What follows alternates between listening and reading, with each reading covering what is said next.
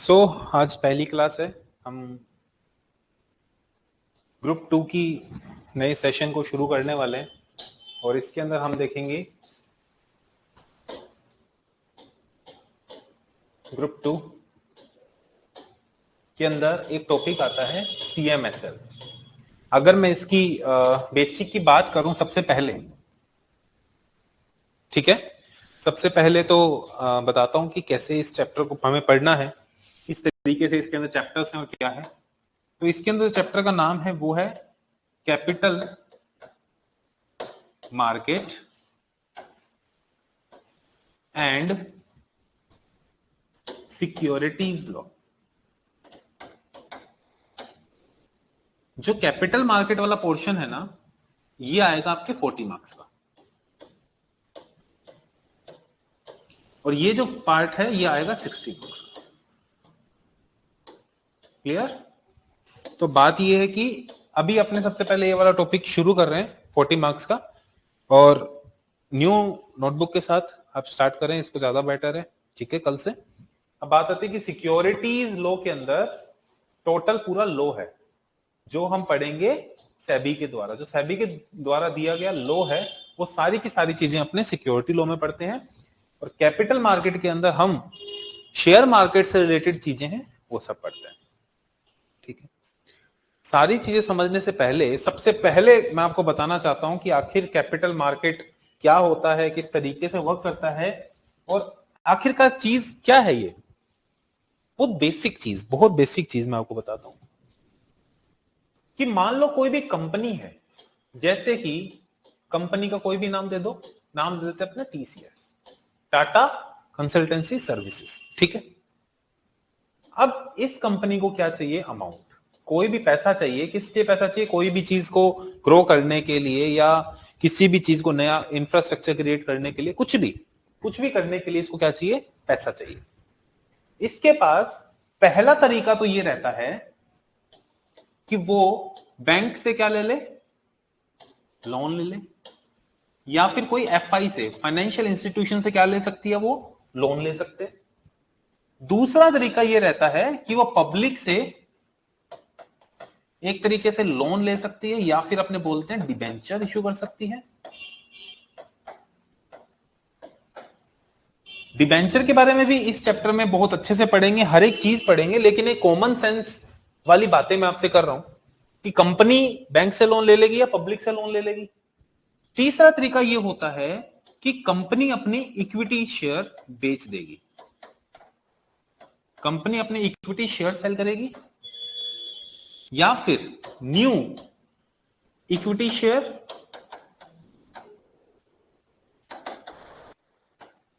Cell करेगी और वहां से पैसा कमाएगी।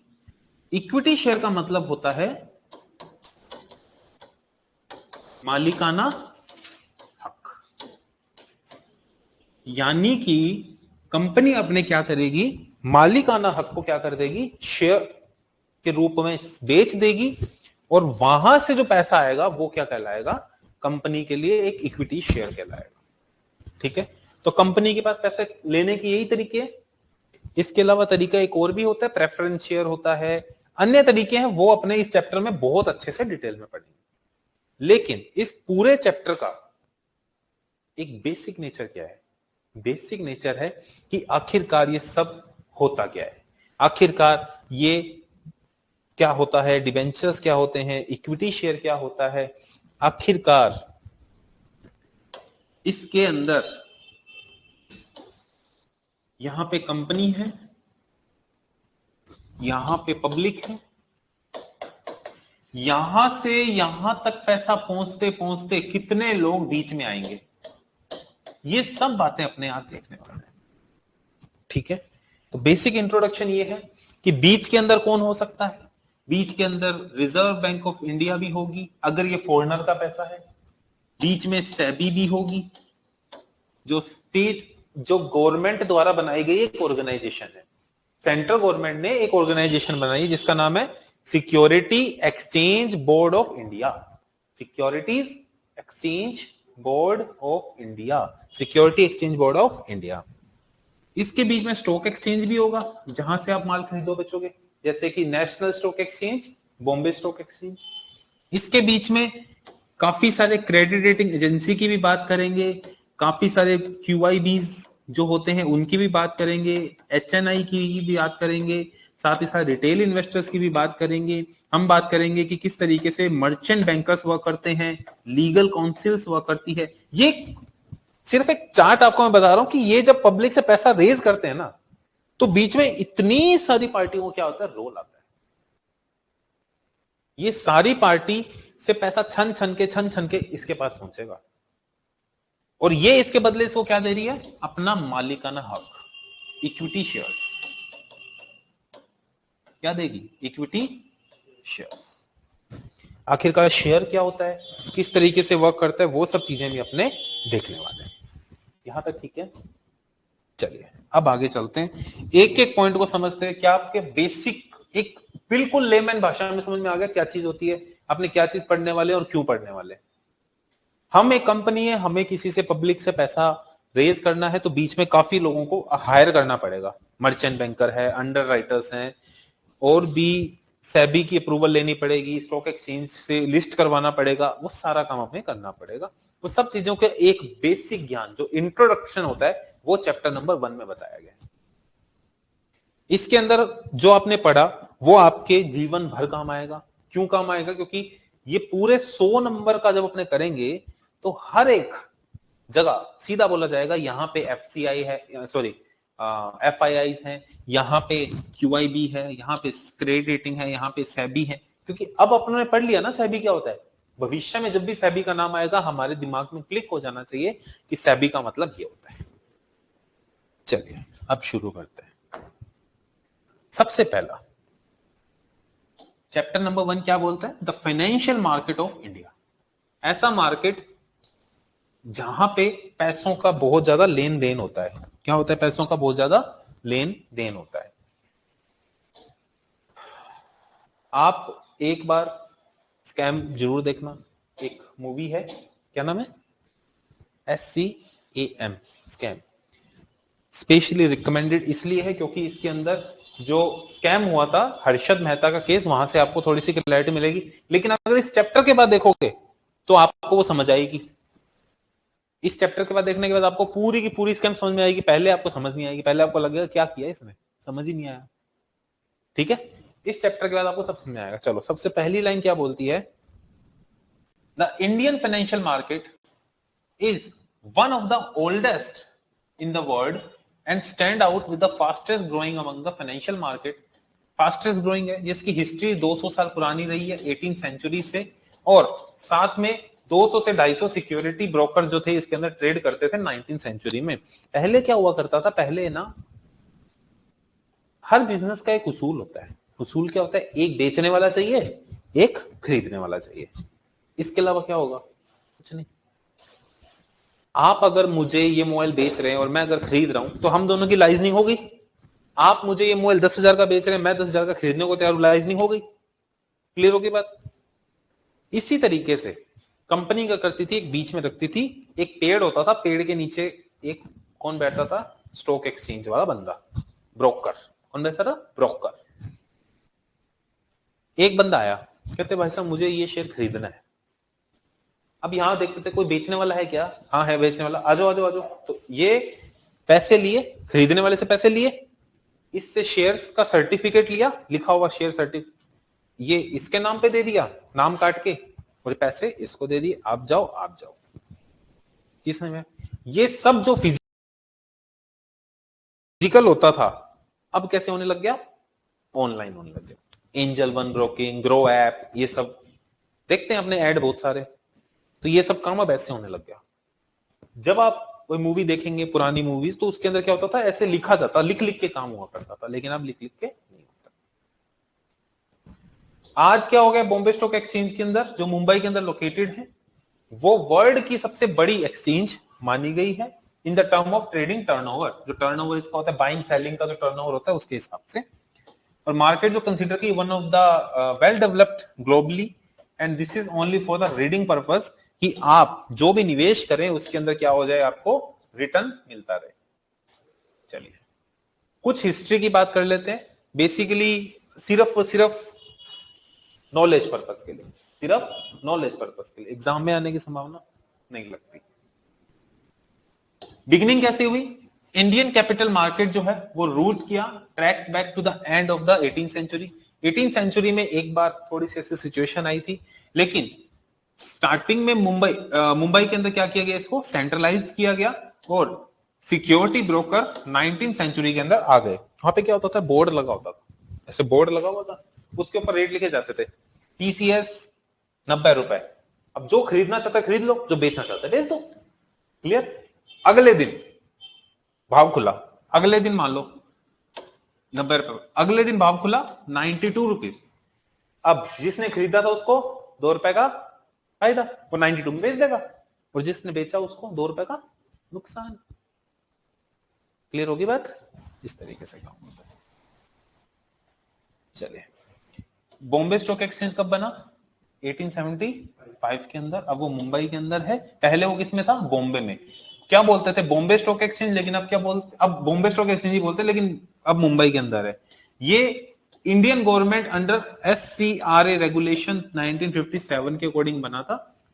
ये रेगुलेशन पूरी पढ़नी है अपनों को, सिक्योरिटी कॉन्ट्रैक्ट रेगुलेशन एक्ट 1957। ये कौन से कहां पढ़ेंगे अपने, पता है? सिक्योरिटीज वाले पार्ट में, 60 मार्क्स वाला है। जो 60 मार्क्स वाला पढ़ेंगे ना अपने, उसमें सारी रेगुलेशंस हैं। यहां पे तो अपने कैपिटल मार्केट की बेसिक अंडरस्टैंडिंग करेंगे अभी, है ना। अब बात क्या, अभी 1995 में क्या हो गया, इलेक्ट्रॉनिक मार्केट आ गया, और BSE भारत का, विदेश का, दुनिया का सबसे बड़ा क्या बन गया? 7th लार्जेस्ट स्टॉक एक्सचेंज बन गया।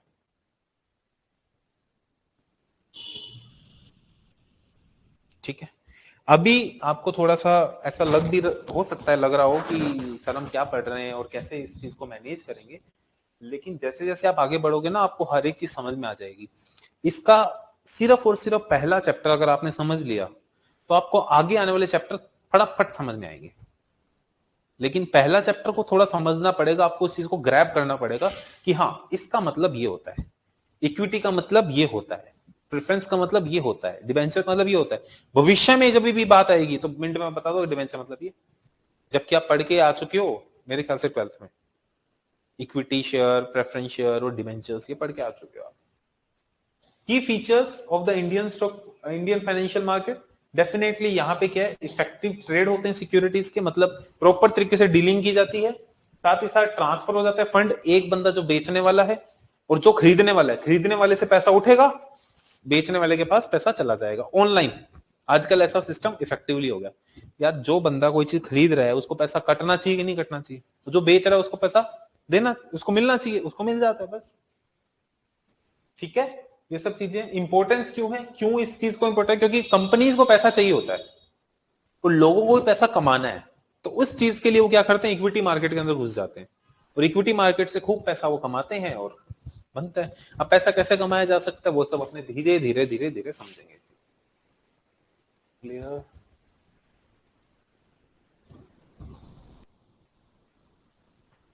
चलिए आगे चलते हैं। इसके बाद ये हमने पढ़ ही लिया, भारत में अपने पास वैसे तो मेजरली 2 स्टॉक एक्सचेंज है। पहला का क्या नाम है, बॉम्बे स्टॉक एक्सचेंज, दूसरा का नाम है national stock exchange. National stock exchange भी मुंबई के अंदर है।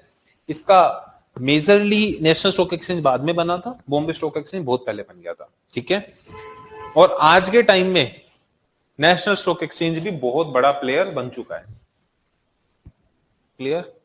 स्टॉक एक्सचेंज का क्या काम रहता है कि वो तो खाली एक तरीके से ब्रोकर है, बीच का है, इससे माल खरीदा, इसको दे दिया, इससे पैसे लिए, इसको दे दिया, ये काम है मेन स्टॉक एक्सचेंज का। ठीक है, रेट मैच होते रहते हैं, रेट फ्लक्चुएट होते रहते हैं, 10 रुपए, 20 रुपए, 100 रुपए, 50, ये सब कैसे मैच होते हैं? ये सब मैच होते हैं पब्लिक की डिमांड से, कि अगर लोगों की डिमांड ज्यादा है तो उसका प्राइस, और अगर किसी की डिमांड ही नहीं है तो प्राइस कम हो जाएगा। इकोनॉमिक्स का छोटा सा फैक्टर है ये। अगर कोई शेयर को लगातार लोग खरीदते जा रहे, खरीदते जा रहे, खरीदते जा रहे, तो शेयर क्या बढ़ेगा? बढ़ता जाएगा, बढ़ता जाएगा, बढ़ता जाएगा।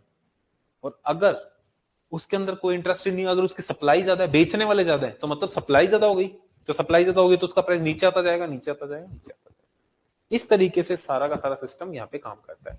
और यहाँ पे हजारों करोड़ों की संख्या में लोग बेचने वाले होते हैं, करोड़ों की संख्या में खरीदने वाले होते हैं। जिसका पलड़ा भारी मार्केट उस तरफ शिफ्ट। क्लियर?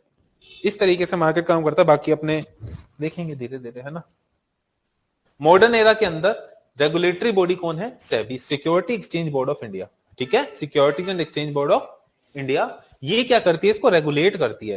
पहले क्या होता था कि भाई कागज पे काम है, स्कैम चल रहे हैं, कोई किसी का कोई वो नहीं है, मतलब नहीं है। पर गवर्नमेंट ने बोला यार इसके अंदर चल रहा है बहुत तगड़े स्कैम, हर्षद मेहता का स्कैम हुआ बहुत तगड़ा। तो उसके बाद उन्होंने बोला कि भाई अब से सेबी को बनाओ और सेबी इस चीज को रेगुलेट करेगी काम कैसे होगा। बहुत सारे स्कैम्स हुए, उसके बाद ये निर्णय लिया गया और यहाँ पे ये काम बना। ठीक है, आगे चलते हैं। The functions of financial market, ये अपना पहला टॉपिक आ गया जो कि है मोस्ट इंपॉर्टेंट।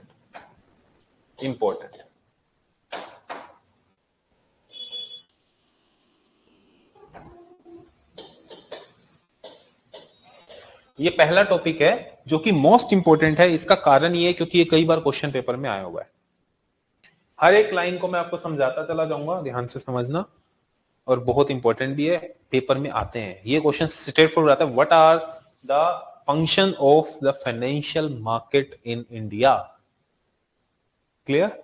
ऐसे क्वेश्चन 40 नंबर का पेपर है, 40 नंबर के पेपर में कमी, ज्यादा लेंथी बुक नहीं है ये, तो क्वेश्चन इन्हीं में से घुमा फिरा के देते हैं सीएस वाले। तो कंक्लूजन देखो, सबसे पहला एक एक वर्ड पढ़ना है और उसको समझना है, ध्यान से देखो। It facilitate mobilization and channelization of the saving into the most productive uses. It facilitated mobilization and channelization. इसका क्या मतलब हुआ, ध्यान से समझो।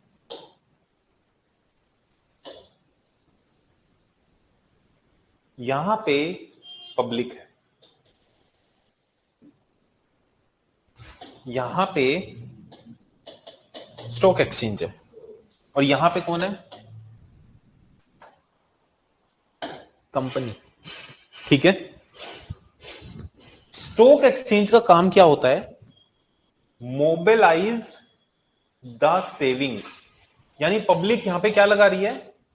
पैसा लगा रही है ना। अपने म्यूचुअल फंड खरीदते हैं ना, म्यूचुअल फंड। ये सारा का सारा जो पैसा है जो पब्लिक से रिलेटेड है, वो मोबिलाइज कौन करता है? Financial market. ये है ना financial market. Mobilise and channelise, इसको क्या बोलते हैं? Channelise in the better company, कि जो भी कंपनी में आप निवेश करना चाहते हो उस कंपनी में आप क्या कर देते हो? अपनी सेविंग को मोबिलाइज करके चैनलाइज कर देते हो। मोबिलाइज मतलब पैसा अंदर आना, चैनलाइज मतलब कहीं अच्छी जगह शिफ्ट कर देना। ठीक है, तो what is the function of this? Function of financial market is mobilising the fund from the public and channelising them into the better opportunities. Clear? अगर मैं आपको एक बात बोलूं कि एक कंपनी है जो आपको 30% रिटर्न देती है, कितना? 30%। आपने 100 रुपए लगाए, अगले साल 130 हो गए। 10,000 लगाए, अगले साल 13,000 हो गए, अगले साल 13,000 हो गए। एक केस तो ये। दूसरा केस आपको एक और बताता हूं। आपको कहा कि एफडी करवा लो, 10,000 लगाओगे, अगले साल 10,700 रुपए होंगे, कहां जाओगे? 3,000 वाले में जाओगे ना। तो बेटर अपॉर्चुनिटी की बात होती है यहां पे। ठीक है, तो ये क्या करते हैं? चैनलाइज करते हैं फंड को, मोबिलाइज करते हैं, then channelise into the better opportunities. Alright, समझ में आ गई पहली लाइन? दूसरी लाइन क्या बोलती है? दूसरी लाइन तो आपको बताने की जरूरत नहीं है, आप बहुत इंटेलिजेंट बच्चे हो सारे। क्या है इसके अंदर? देखो, it helps to determine the price of the security on the basis of, अगर किसी की डिमांड ज्यादा है तो प्राइस, अगर किसी की सप्लाई ज्यादा है तो प्राइस, क्योंकि सप्लाई ज्यादा है, डिमांड तो है ही नहीं, मतलब सप्लाई ज्यादा, डिमांड ज्यादा है, डिमांड ज्यादा है। अरे क्या हो रहा है इसको? डिमांड ज्यादा है तो इसका मतलब सप्लाई कम होगी, तो इस केस के अंदर प्राइस क्या होगा? ज्यादा होगा। और अगर डिमांड कम है, सप्लाई ज्यादा है, तो इस केस में क्या होगा?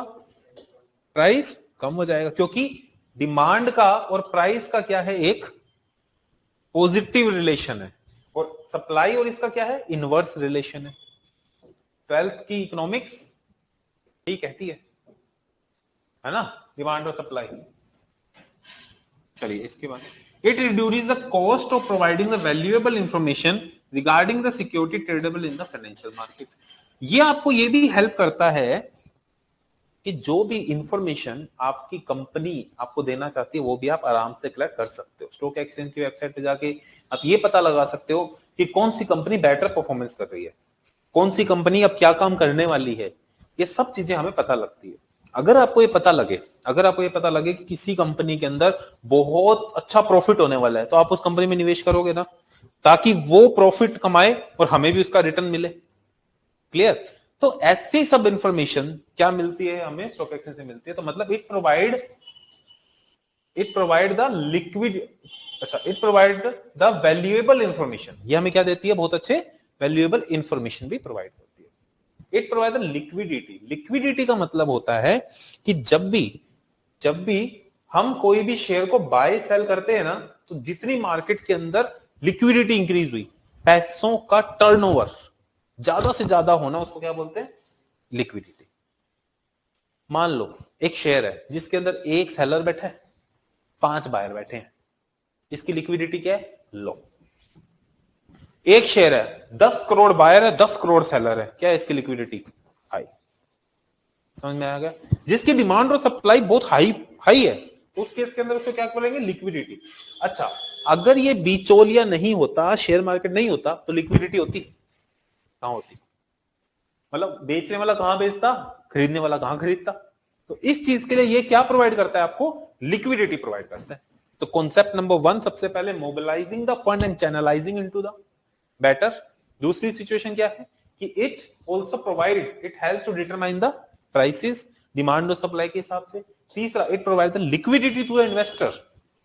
अगर आप बेचना चाहते हो तो आपको बायर ढूंढ के देगा, आप थोड़ी ढूंढने जाओगे, आपको पता है कौन खरीदना चाहता है, नहीं, लेकिन ये आपको बायर ढूंढ के देगा। तो जब आपको पता लगेगा यहां कोई बायर है, तो आपकी लिक्विडिटी इंक्रीज हो जाएगी। सिमिलरली नेक्स्ट पॉइंट क्या कंसीडर कर रहा है कि it also provide the valuable, मतलब आपको कोई भी इंफॉर्मेशन चाहिए तो भी आपकी कॉस्ट ज्यादा नहीं लगेगी, और it facility the exchange of the set without physical delivery. तो फिजिकल डिलीवरी के बिना भी आप क्या कर सकते हो, शेयर को बाय सेल कर सकते हो। देखो ये जो पॉइंट है ना, इसके बारे में बहुत अच्छी चर्चा हो सकती है। जैसे मान लो कोई भी एक व्यक्ति है, आप कभी धान मंडी में गए, कभी ये रेट सुना है कि धान के भी रेट होते हैं, कनक इस बार ये महंगी हो गई, कनक महंगी हो गई, कभी जो बाजरा महंगा हो गया, ये सब चीजें होती है। ठीक है, अब देखिए इसके अंदर क्या है। मान लीजिए कोई भी व्यक्ति ने, अब मान लीजिए जैसे अगर बारिश ज्यादा होगी, अगर बारिश ज्यादा होगी तो कनक की फसल कम होगी।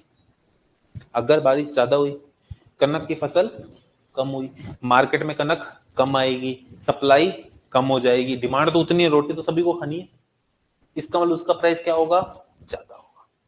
घुसी दिमाग में। अब एक कॉन्सेप्ट देखो, अगर मुझे पता लग जाता है कि इस साल जैसे मैंने देखा एनवायरमेंट की बारिश बहुत ज्यादा हो गई, तो मैं क्या करूंगा पता है, कनक का जो मार्केट में रेट होगा ना, उस हिसाब से कनक को स्टॉक एक्सचेंज में जाके खरीद लूंगा। डिलीवरी नहीं ले रहा मैं, डिलीवरी नहीं ले रहा मैं, सिर्फ उस कनक के रेट को खरीद रहा हूं कि मैं इस रेट पे कनक को खरीदता हूं। आज मान लो कनक का रेट है 3,000 रुपए क्विंटल, 3,000 रुपीज क्विंटल, तो मैंने क्या किया, 3,000 रुपीज पे वो कनक को खरीद लिया। अभी तक डिलीवरी आई क्या, नहीं। जब बारिश हो गई है तो अब तो फसल खराब होएगी, मार्केट में आएगी, तब मैं डिलीवरी लूंगा। अब एग्जांपल मान लीजिए जब वो मार्केट में आई, तब उस, अब मेरे पास तो है ऑलरेडी 30 रुपए के रेट में एक चीज पड़ी है, 1 महीना वेट किया, 1 महीने बाद जब वो मार्केट में तैयार हो गई फसल, जब मार्केट में आई, तो एक ऐसा बंदा था जो उसको 35 रुपीज में खरीदने को तैयार था। मैंने कितने में खरीदी, 30 में। मैं तो फ्री हूं ना, मैं ये सोच के बैठा हूं कि हाँ इसका रेट बढ़ेगा बढ़ेगा। जब मार्केट में आई तो वो कितने की मिली, वो एक बंदा आप आए, आपने कहा मैं 35 में भी खरीदने को तैयार हूं, हमने कहा ले ले ले। क्या मैंने फिजिकल डिलीवरी ली, नहीं, लेकिन फिर भी मैंने उसको ट्रेड कर दिया। तो यानी कि विदाउट फिजिकल डिलीवरी भी हम क्या कर लेते हैं, इसके अंदर ट्रेडिंग कर लेते हैं। हम असेट को खरीद सकते हैं, असेट को बेच सकते हैं, ठीक है। बाकी समय के साथ आपको सब समझ में आ जाएगा, इसमें कोई दिक्कत वाली बात नहीं। अभी तो बहुत सारी चीजें पड़ी है, अभी तो पहला पॉइंट ही क्लियर किए। एक पहला ऐसा क्वेश्चन आया जो आपके पेपर में आने की चांसेस बनते हैं। आगे चल देखिए, अगला पॉइंट कहता है division of the financial market. Financial market के दो प्रकार हैं, पहला है मनी मार्केट, दूसरा होता है कैपिटल मार्केट। मनी मार्केट एक वो सेगमेंट है, मैंने आपको कल भी बताया था, थोड़ा सा आइडिया दिया था कि मनी मार्केट एक वो सेगमेंट है फाइनेंशियल मार्केट का जो बोरो और लैंड करता है शॉर्ट टर्म के लिए। यानी कि बोरो का मतलब आपसे पैसा लेके कंपनी को दे दिया, बोरो का मतलब पैसा बोरो करना, लैंड का मतलब पैसा दे देना, लेकिन कितने टाइम के लिए, शॉर्ट टर्म। बस यही है जो डिफरेंशिएट करता है। चैप्टर नंबर 2 है ये, इसके बारे में पूरी डिटेल में पढ़ेंगे। लेकिन अभी आपको क्या समझना है कि मनी मार्केट एक ऐसा सेगमेंट है जिसके अंदर पैसा लिया जाता है और पैसा दिया जाता है फॉर द शॉर्ट टर्म, ठीक है। It maturity in the money market instrument एक दिन से लेकर एक साल तक हो सकती है, क्योंकि एक साल से ज्यादा तो लॉन्ग टर्म हो गया। इंडिया के अंदर this market regulate by both RBI और सेबी, ये दोनों इसको रेगुलेट करती है। और साथ ही साथ the nature of the transaction in this market is categorised as large amount और हाई वॉल्यूम, मतलब बहुत बड़ी बड़ी अमाउंट के अंदर, क्योंकि कुछ समय के लिए पैसा लेना तो बड़ी अमाउंट लेते हैं और नॉर्मली गवर्नमेंट लेती है। गवर्नमेंट को 10,000 करोड़ रुपए चाहिए तो मनी मार्केट में लेके आएगी, मनी मार्केट से पैसा रेज कर लेगी, बड़ी लार्ज अमाउंट लेके जाते हैं वो एक एक साल के लिए करीब, ठीक है।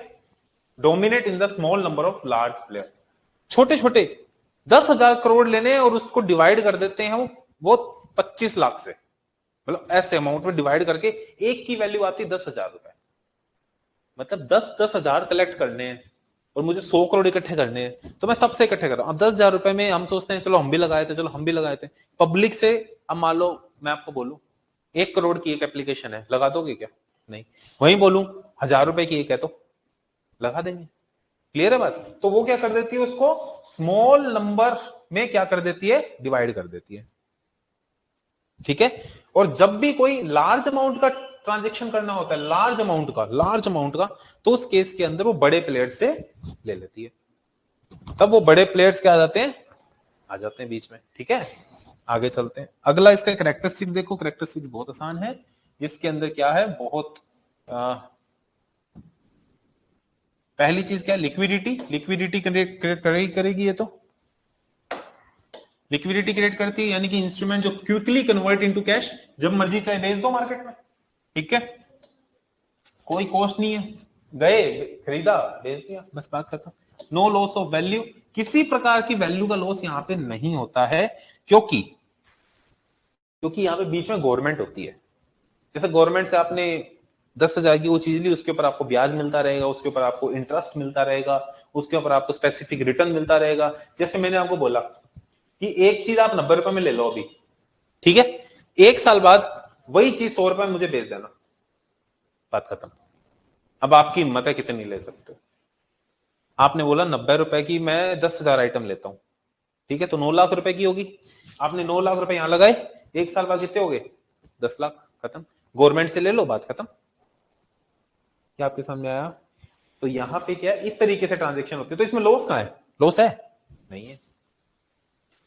आगे चलते हैं। नाउ द एग्जांपल्स, जैसे कि ट्रेजरी बिल्स, हम बहुत डिटेल में पढ़ेंगे ट्रेजरी बिल्स को। Commercial papers, certificate of deposits, ये हम बहुत बहुत बहुत डिटेल में पढ़ने वाले हैं, ठीक है। Right now for the basic हमें सिर्फ इतना ही नॉलेज में रखना है।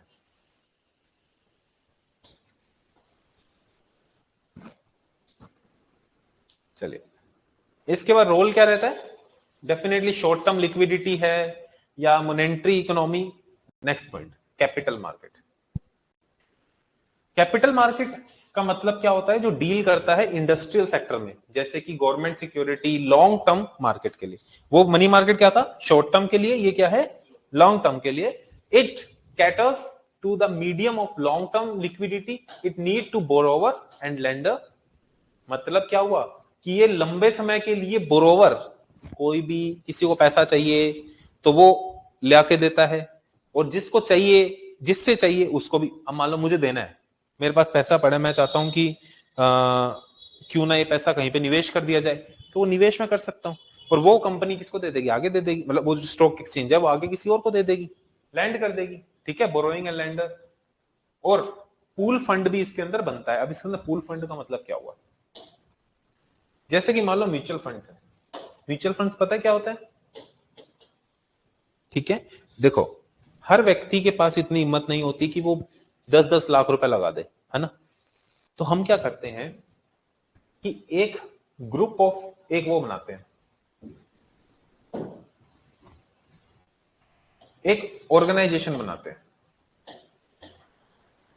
ठीक है,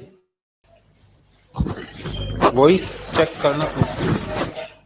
चलिए, तो इसके बाद क्या हुआ, कैपिटल मार्केट की बात करते हैं अपने। कैपिटल मार्केट के अंदर क्या होता है,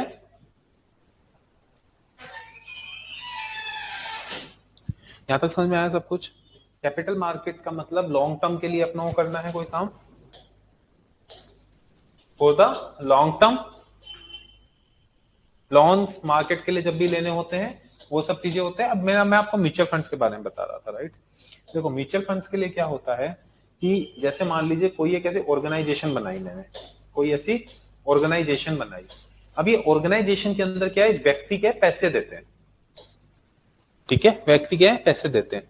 पैसे कौन से होते हैं, जैसे किसी ने 500 रुपए दे दिए, किसी ने 1000 रुपए दे दिए, किसी ने 1500 रुपए दे दिए, इस तरीके से जो लोग है ना, हर व्यक्ति छोटे छोटे, वो सभी क्या देते हैं, हर महीने एक ऑर्गेनाइजेशन को पैसा देते हैं, जैसे HDFC म्यूचुअल फंड, जैसे कि कोटक म्यूचुअल फंड, ठीक है। ये क्या करते हैं, इन सारे पैसों को कहां कर देते हैं, शेयर मार्केट के थ्रू, मतलब स्टॉक एक्सचेंज के थ्रू, STI स्टॉक एक्सचेंज के थ्रू कंपनी के पास निवेश कर देते हैं। फिर कंपनी क्या करती है, प्रॉफिट कमाती है, और उस प्रॉफिट में से जो बेनिफिट मिलता है वो इनको मिलता है। चीज समझ में आई। तो ये पूरा का पूरा स्ट्रक्चर है। अब इसमें बीच में ये पार्टी आ गई ना, आपको एक चीज और समझ में आई कि वैसे धीरे धीरे स्टॉक एक्सचेंज से पहले और इसके बाद में कई सारी पार्टीज आती रहेगी और आपको धीरे धीरे सबको समझ में आता रहेगा, राइट। तो म्यूचुअल फंड इस तरीके से वर्क करता है। सिमिलरली पूल फंड्स का मतलब क्या हो गया, पूल फंड यानी कि पैसा आया, 500 रुपए तो नहीं लगाएंगे ना, 500, 1000, 1500, पूरे इंडिया में से सारा पैसा इकट्ठा किया, वो हो जाते हैं 100 करोड़, तब वो सीधा का सीधा मार्केट में।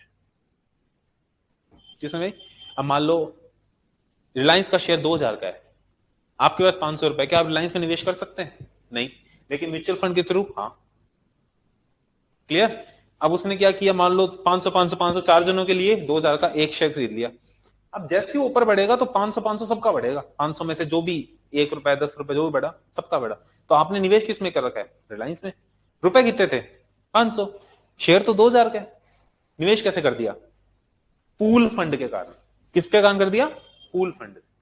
कॉन्सेप्ट समझ में आ रहा है, ठीक है। To make them available to the business marketing and individual, मतलब गवर्नमेंट और इंडिविजुअल जब भी चाहे तो पूल फंड करके वो आगे फंड अपना भेज सकते हैं। की कैरेक्टरिस्टिक्स आपको पता ही है, मीडियम से लॉन्ग टर्म के लिए होता है, फैसिलिटेट करता है ऑलरेडी आउटस्टैंडिंग सिक्योरिटीज, जो भी सिक्योरिटीज मार्केट के अंदर लिस्टेड है या लिस्ट होने वाली है उन सब के लिए बेनिफिट है, ठीक है। Act as a barometer of the economy, इससे पता लगता है इकोनॉमी कितनी तेज है, इससे पता लगता है इकोनॉमी कितनी फास्ट है। देखो ये वाला वर्ड आपको जो है बैरोमीटर का वैसे मतलब पता है क्या होता है, आपको पता लगता है कि किस तरीके से इकोनॉमी आगे वर्क कर रही है। ऑलराइट, इसके एग्जांपल देखो, शेयर्स, स्टॉक्स, डिबेंचर्स, बॉन्ड्स, इन चारों के बारे में हम डिटेल में नीचे पढ़ेंगे, ठीक है। इसके बाद बात करते हैं इंपॉर्टेंस क्या है कैपिटल मार्केट की, to raise the fund for infrastructure and corporate activity. पैसा रेज करना, मार्केट से पैसा रेज करने का ही इसका इंपॉर्टेंट काम रहता है। Alright, modern developments is not so important, क्योंकि मॉडर्न डेवलपमेंट पता है क्या हुआ, पहले कागज में काम हुआ करता था, आजकल ऑनलाइन काम होने लग गया। यही है मॉडर्न डेवलपमेंट। पहले कैसे भी कुछ भी खरीद लो, लेकिन अब सेबी है बीच में, वो ऑब्जर्व करता है कि आपने कोई गलत काम तो नहीं किया, ठीक है। क्यों जरूरत है, इकोनॉमी की ग्रोथ के लिए। अब कंपनी है, नई नई कंपनियां बनेगी, नए नए प्रोडक्ट्स आएंगे। अब ये मोबाइल हमने खरीदे तो नई कंपनी में निवेश किया ना किसी ने, तभी तो बने ये, वरना कैसे बन पाते। तो इकोनॉमी को ग्रोथ मिलती है इससे, इन्वेस्टमेंट का सोर्स मिल जाता है भाई, पैसा कहीं पे अगर सैलरी आई है तो उसमें से क्या करो भाई, 20,000 10,000 क्या करो, कहीं ना कहीं निवेश करो, ताकि हमारा वो पैसा क्या होता रहे, ग्रो होता रहे। इन्वेस्टमेंट के लिए मिल गया। सेविंग मोबिलाइजेशन, मोबिलाइजेशन, और उसका क्या जाएगा, चैनलाइजेशन हो जाएगा। रिस्क मैनेजमेंट, रिस्क भी मैनेज की जाती है इससे कि आप अच्छे फंड में लगाओ, जैसे रिलायंस, टीसीएस, ये सारे शेयर डूबने वाले तो है नहीं। रिलायंस कभी बंद हो सकता है क्या, नहीं। पेट्रोल पंप कितने हैं इसके, कितना कितना कर रखा है। रिस्क मैनेजमेंट की जा सकती है। Information and governance, improve the information qualities, ये सारी की सारी चीजें हमें बताती है कि हमें शेयर मार्केट की बहुत ज्यादा जरूरत है। ठीक है। कॉर्पोरेट बेनिफिट्स हो गया, डिसइन्वेस्टमेंट एंड एग्जिट ऑप्शन, जब मर्जी चाहो आप निकल जाओ। ठीक है। और इसके अंदर क्या है, डिसइन्वेस्टमेंट का मतलब होता है कि जब भी गवर्नमेंट अपनी कोई सिक्योरिटी को बेचता है तो उसको बोलते हैं डिसइन्वेस्टमेंट। जब भी गवर्नमेंट अपनी कोई एसेट को बेचता है तो उसको क्या बोलते हैं, डिसइन्वेस्टमेंट। गवर्नमेंट ने यहाँ पे कोई बिल्डिंग बनाई, उस बिल्डिंग को बेच दिया तो मतलब डिसइन्वेस्टमेंट। जब भी कोई गवर्नमेंट अपने एसेट को बेचता है तो उसको बोलते हैं डिसइन्वेस्टमेंट। ठीक है, तो ये चीज याद रखना आप। तो economic growth, development, Indian market का एवोल्यूशनरी बात है। फंक्शन ऑफ, ये बात पढ़ने की जरूरत नहीं है, ये ऑलरेडी रिपीटेड है। Mobilise resource for investment, facility buying and selling of the securities, है ना, यही तो करता है ये। इसका facility the processing of effective price discovery, price discovery मतलब demand and supply, clear. Facilitated transaction according to the predetermined time schedule, इस तरीके से सारा का सारा वर्क होता है। ठीक है। So I think I am getting little late. So अब ये टॉपिक यहां तक आपको आपने पढ़ा, कोई भी दिक्कत परेशानी है तो बताओ, नहीं है? ठीक है, तो इस सेशन को आज ओवर करते हैं। डे आफ्टर टुमारो जब लेंगे तब उसके बाद अपने इसको 1.2 आवर थोड़ा सा लंबा करके इस चैप्टर को कवर करते हैं। वैसे ही धीरे धीरे सारे चैप्टर क्या हो जाएंगे, कवर हो जाएंगे, और ज्यादा बड़ा कोई सिलेबस भी आपका। ठीक है, थैंक यू।